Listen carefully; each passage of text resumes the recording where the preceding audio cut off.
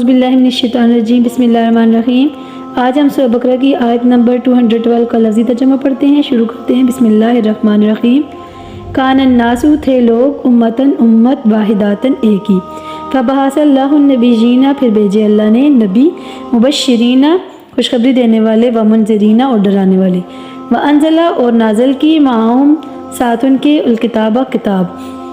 بالحق کے ساتھ حق کے، لیحکم، تاکہ فیصلہ کرے،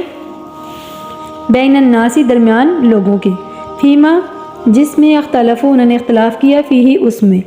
وما اختلف، اور نہیں اختلاف کیا، فیہ، اس میں، الا الذین، مگر وہ لوگ، اوتوہ، جو دی گی،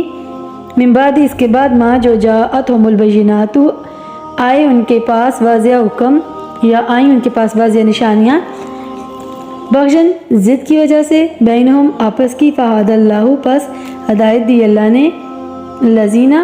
جو لوگ، آمنوا، ایمان لائے، لما، واسطے اس کے، جو اختلاف، انہوں نے اختلاف کیا، فیہ، اس میں، من الحق کی، حق میں سے، باذنہ، ساتھ اذن کی اس کے، واللہ، اور اللہ، یہدی، ہدایت دیتا ہے، من، جسے، یشاء، وہ چاہتا ہے، الی، طرف، صراط، راستے کے مستقیم، سیدھے۔ اس آیت ربانی کے اندر کیا ارشاد ہوا؟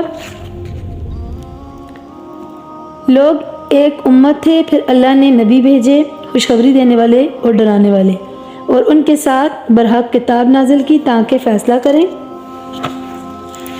لوگوں کے درمیان جس میں انہوں نے اختلاف کیا، اور جنہیں کتاب دی گئی تھی انہوں نے اختلاف نہیں کیا، مگر اس کے بعد جبکہ ان کے پاس واضح احکام آ گئے